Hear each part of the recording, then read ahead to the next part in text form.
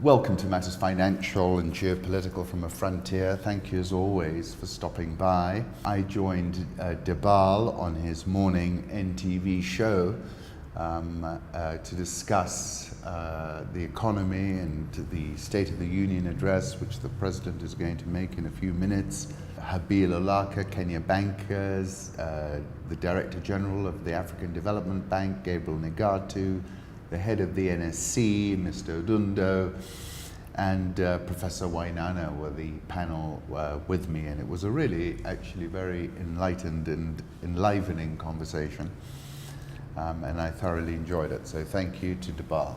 Macro thoughts, I couldn't resist this. Find out why our CIO Steen Jacobsen believes Europe will be the big loser in the face of renewed nationalism as we enter Q2 2019, he said.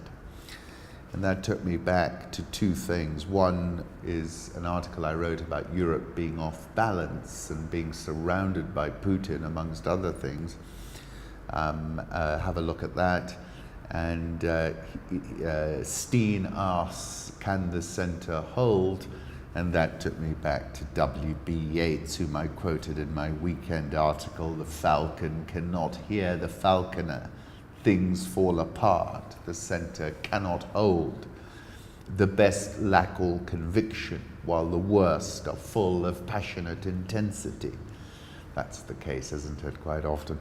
Surely some revelation is at hand. Surely the second coming is at hand. One of my favourite poems, along with Ozymandias. Lagarde on the global economy. A year ago I said the sun is shining, fix the roof. Today the weather is increasingly unsettled. Why do I mean by this? These were in comments to the US Chamber. Of course, they've got the big IMF and World Bank meetings coming up.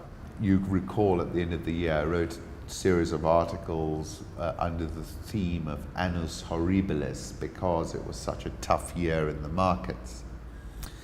And I said this is complementary to Annus Mirabilis, and I was predicting a more mirabilis type market in 2019.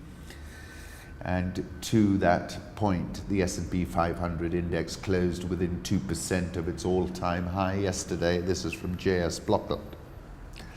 And 66% of stocks closed above their 200-day moving average, the most since early October.